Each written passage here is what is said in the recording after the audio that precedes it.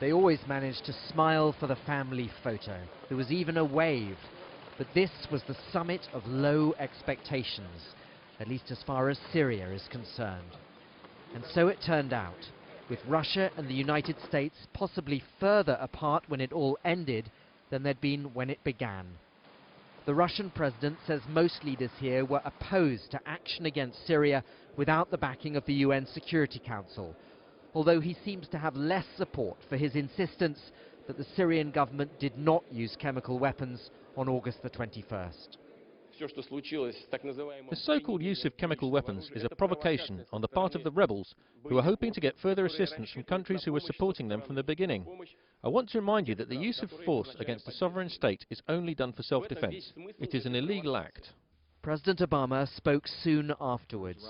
He looked tired, but his words were passionate. Over 1,400 people were gassed.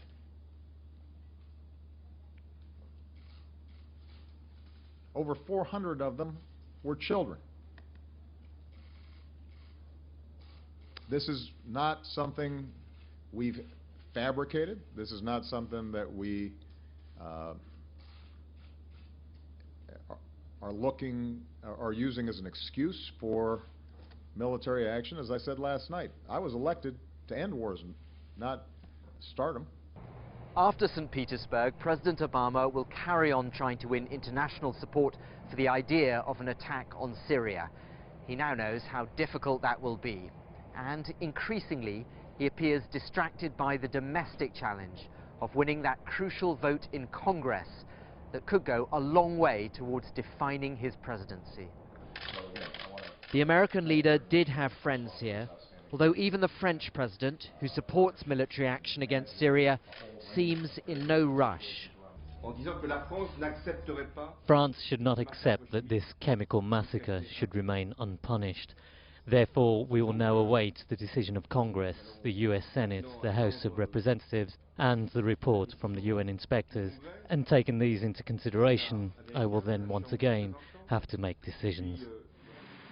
Intense discussions late into the night, furious lobbying. There was lots of this at the G20, and there were agreements on many pressing economic matters. But Syria hung over everything, and the abiding memory will be of how leaders failed to reach agreement on perhaps the most pressing issue of our time. Barnaby Phillips, Al Jazeera, St. Petersburg.